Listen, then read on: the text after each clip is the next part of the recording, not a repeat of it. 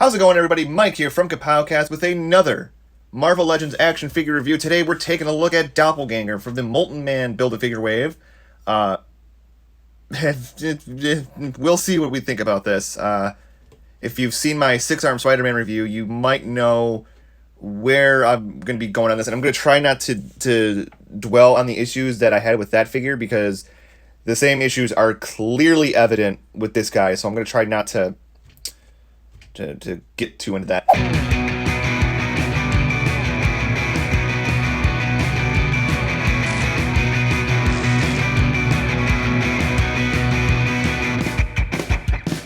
But anyways, here you got Doppelganger looking all doppelgangy. You got an image here on the side. That's actually, that's really cool. That actually looks really nice. Kind of has like a baby head. And then you got another image here on the side with a bio if you want to check that out. Along with the other figures in the way, we've taken a look at Mysterio, we've taken a look at Scorpion, so that's what we have so far. Then you got your spider logo on top here, and on the bottom. Alright, so let's get this guy open and see what he brings to the table. And here is Doppelganger out of the package, and actually, you know, I like this way better than the 6-arm Spider-Man. It's amazing what different paint apps can do to a mold. We're just gonna, let's just dive right in. So once again, this is utilizing the same body mold as the Amazing Spider-Man wave, Amazing Spider-Man 2 wave, I believe. So it's utilizing that same mold. If we can get a little bit more light here, still not wild about the unpainted web lines, but because it's a darker red and darker blue, I don't know, it just looks better to me. It looks cooler. I mean, having the sick head here doesn't, hurt it at all either. But I don't know. It works a lot better for me. But if we get back things up here a little bit and get a closer look at that head, I really like it. Like, I like that you can see all the dots and stuff in the eye. You can see that texturing there. That's awesome. And it's a pearlized white. The teeth look really scary. It looks really good.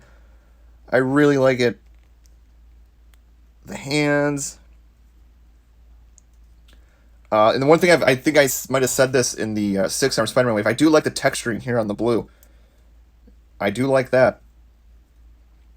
He's got the 2 fingers and the thumb, so 3 fingers on each hand. He's got a couple fisted and open on this side. He has the opposite on this side. No extra hands or anything with him. And he's got these crazy toes here, which it's kind of, you'd think it would cause a lot more issues than it does with getting him to stand. But as you can see, it's pretty doable. And even if I did say I had a problem with him standing, he would stand perfectly fine in this review, because that's just the way it goes with these guys. But man, I really like it. Back of the figure looks pretty good. Doppelganger butt, really nice. Once again, the one thing I think that could have set it over the top is the painted lines, but I'm not gonna beat a dead horse with that. He's really cool looking. I really like him. I'm actually surprised at how much I enjoy him out of the package. You can still kind of get him to look pretty sinister and evil for all you 90s Spider-Man lovers out there.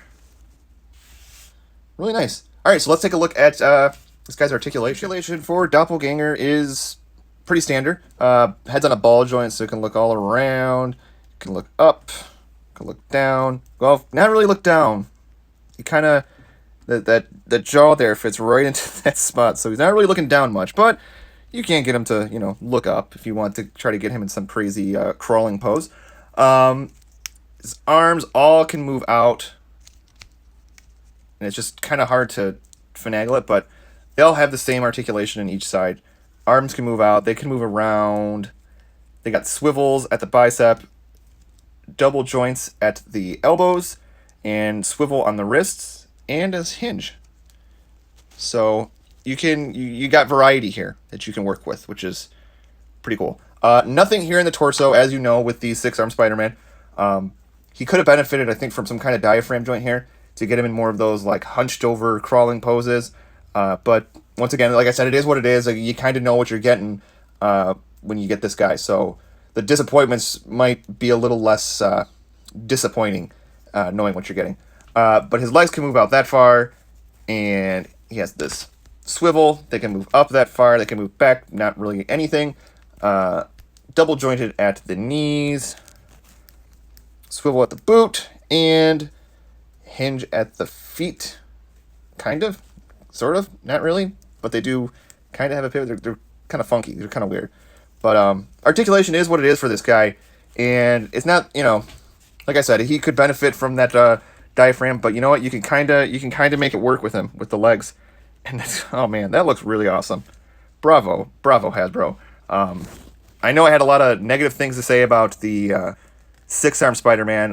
Like the colors and the paint and all that just look so plain. This guy has that added bonus of being just really creepy and scary that, that the shortcomings of that figure kind of aren't as relevant, I think, or as, noticeable, because like I said, you got this awesome head sculpt, and once again, like, I'm just blown away by how awesome the eyes look. I might have to pick this guy up myself. This is Tony's figure, but I might have to get him. Really awesome.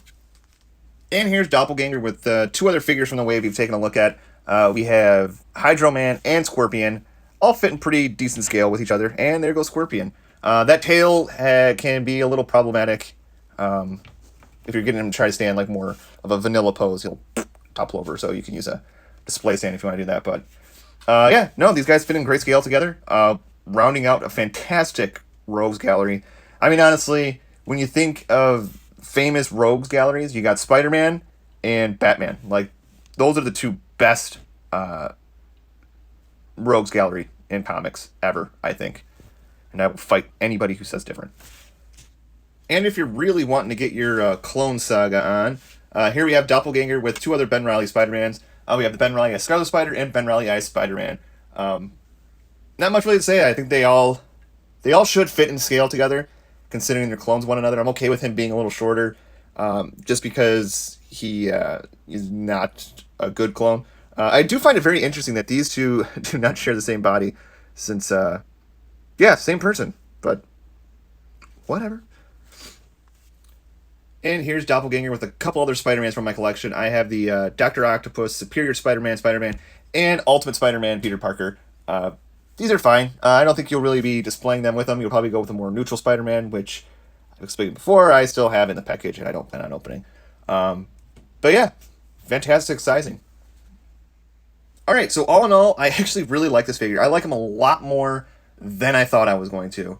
After being so disappointed with the 6-arm Spider-Man, I wasn't looking forward to this one, but I was so surprised. I'm thinking of picking one up for myself. There's something about him that's just so much more visually appealing than the plainness of the 6-arm one, which is kind of funny. But it's true. I don't know. I can't explain it. If you like this video, go ahead, click like. It'll help things go a long way. Click subscribe and the bell notification to get notified of whenever we post new content. You can catch out great things like toy hunt videos, unboxings, toy reviews, and our show, Kapowcast, which talks movies, comics, all kinds of great stuff. And if you want to check it out, you can also check it out on the Pod Bros Podcasting Network, which is another fantastic way to help support us and great creators. Until next time, take care. See you then.